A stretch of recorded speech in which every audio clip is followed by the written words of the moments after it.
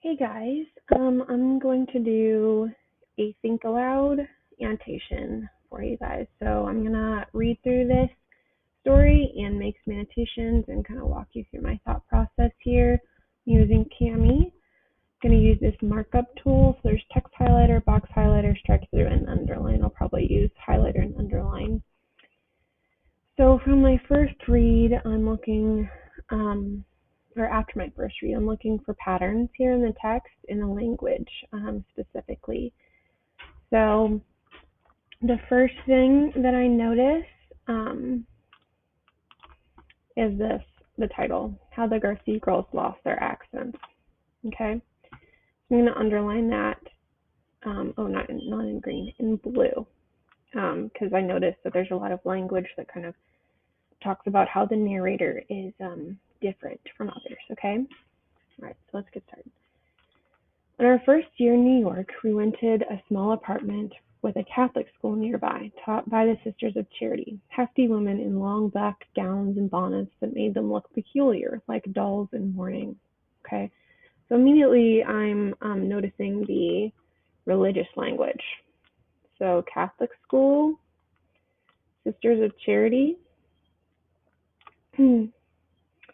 And then this image here, long black gowns and bonnets that made them look peculiar like dolls in mourning. This is kind of a weird image, but it kind of didn't has a connotation of fear. These long black gowns and bonnets, right? That's kind of a fearful image. So I'm gonna do some green underlining there. Dolls in mourning. What great imagery, right? I liked them a lot, especially my grandmotherly fourth grade teacher, Sister Zoe. So again, we've got that religious language, Sister Zoe. I had a lovely name, she said, and she's had me teach the whole class how to pronounce it. So she's speaking fondly of her teacher, Sister Zoe. So I'm gonna highlight that in yellow because I noticed kind of a pattern about that. Okay, so again, remember I said I noticed a pattern of language that denotes that denotes that she's different, that the narrator is feeling different from others. So I'm going to take that blue underline here.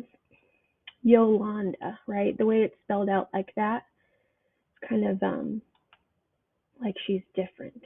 As the only immigrant in my class, I was put in a special seat in the first row by the window, apart from the other children, so that Sister Zoe could tutor me without disturbing them. Slowly, she enunciated the new words I was to repeat, so new words, different. Laundromat, cornflakes, subway, smell. Soon, I picked up enough English to understand Holocaust was in the air. So we're back to that fearful language. Holocaust was in the air. Sister Zoe explained to a wide-eyed classroom.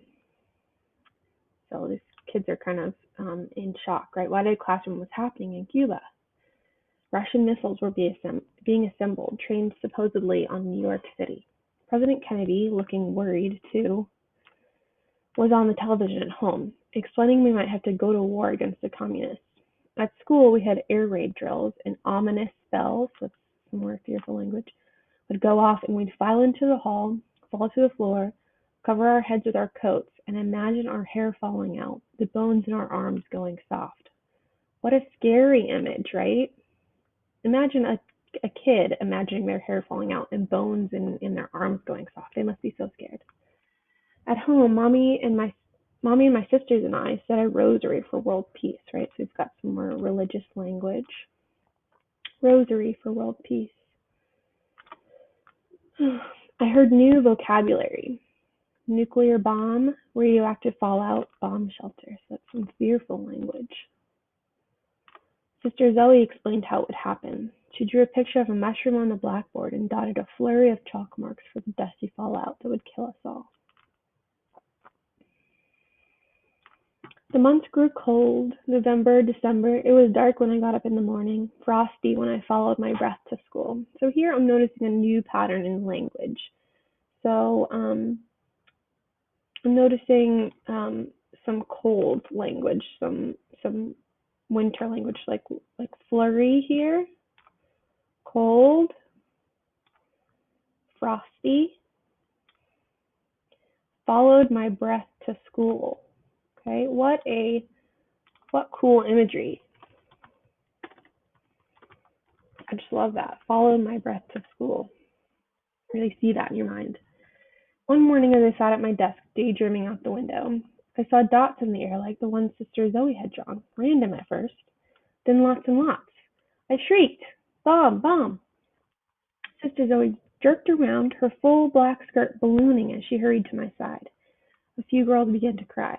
Okay, so we're back to some fearful language, right? So shrieked, "Bomb! Bomb!" And then her full black skirt ballooning as she hurried to my side. A few girls began to cry. But then Sister Zoe's shocked look faded. "Why, Yolanda, dear, that's snow," she laughed. Snow. So here's some more. The tone is shifting here, right, a little bit, right? She uses the word laughed. Whoops, meant for that to be a highlight, like we had earlier. So she laughed. Snow. Snow, I repeated. I looked out the window warily. All my life I had heard about the white crystals that fell out of American skies in the winter. White crystals? From my desk I watched the fine powder dust the sidewalk and parked cars below. Each flake was different, Sister Zoe had said, like a person, irreplaceable and beautiful. So here the tone shifts, right? She's really scared up there, and then here she says, each flake was different, Sister Zoe had said, like a person, irreplaceable and beautiful. So that kind of combines her feeling different, but then also the beauty, right? The beautiful words, pattern of the language, beautiful language, like laughed and grandmotherly, lovely me. So it kind of shifts right here. Okay,